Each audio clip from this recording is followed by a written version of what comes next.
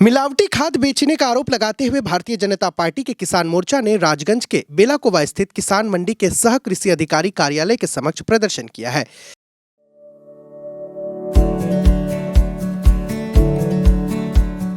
Pampered, not just a hospital, but a mother. आरोप है कि कुछ दिन पहले राजगंज ब्लॉक के शिकारपुर ग्राम पंचायत अंतर्गत विभिन्न इलाकों के किसानों ने शिकायत की थी कि जमीन में खाद डालने के दौरान उन्हें खाद पूरी तरीके से मिलावटी लगी। खेतों में उपयोग किए गए उर्वरक पानी में बह रहे हैं। हालांकि मामले की जानकारी कृषि अधिकारियों को दे दी गई है, लेकिन उन्होंने प्रशासन की ओर से कोई कार्रवाई नहीं किए जाने का आरोप उठाए हैं।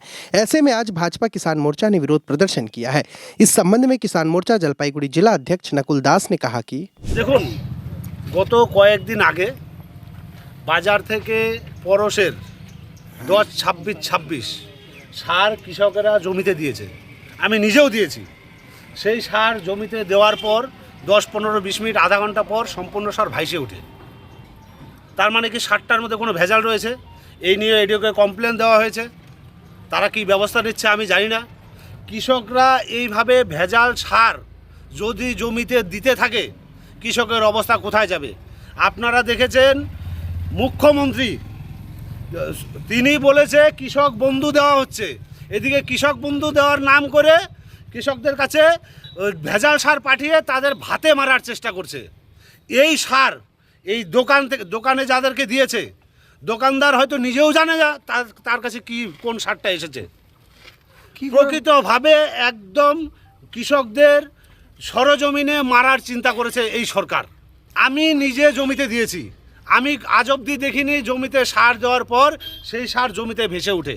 আমি কেন, এখানে যত লোক রয়েছে তার মধ্যে 70% লোক ওই পরশের 10-26-26 ইউজ করে। আমরা চাইছি এর সঠিক তদন্ত হোক, সবার আগে ওই কালোবাজারের ডিলারদের ধরা হোক, যাদের কাছে এই কাটমানি করে যারা সিন্ডিকেট বাজি করে ডুপ্লিকেট সার মার্কেটে পাঠাচ্ছে। কৃষি দপ্তরকে আমরা কমপ্লেন কপি দিয়েছি, তারা কি করছে না করছে এখন তাদের ব্যাপার।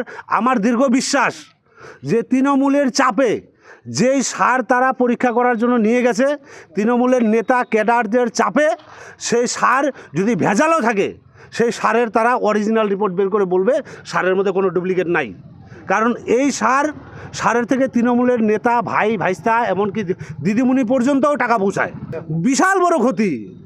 আপনি মাঠে গিয়ে দেখেন জমিতে ধানের অবস্থা কী হয়ে আছে।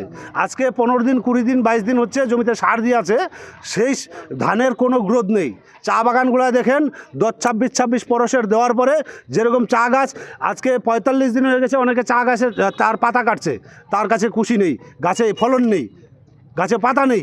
আমাদের এখানে আমরা রাজগঞ্জে দেখতে পেলাম শিকারপুর অঞ্চলে সারা জলপাইগুড়িতে এই ভেজাল সার চলছে এবং এর সাথে বড় বড় তাবর তৃণমূলের রাঘব বোয়াল এবং বড় বড় অফিসার যুক্ত রয়েছে আমার যতটুকু মনে হয়। আমাদের দাবি সারের যে ডিলার যেখান থেকে সার বের হয়ে আসছে সেই ডিলারদের আগে গলাটা চিপে ধরা হোক, যদি সত্যিটা বের করতে হয়। না আমরা এরপরেও যদি কোনো কাজ না হয় আমরা লাস্ট ডিডি অফিস পর্যন্ত দেখব। ডিডি অফিস ঘেরাবার আমাদের পরিকল্পনা রয়েছে, তারপরে কত দূর যেতে হয় সেটা আমরা দেখব। আমাদের এমপিরা রয়েছে, আমাদের এমএলএরা রয়েছে, প্রয়োজনে আমরা অনেক দূর অবধি পৌঁছাবো।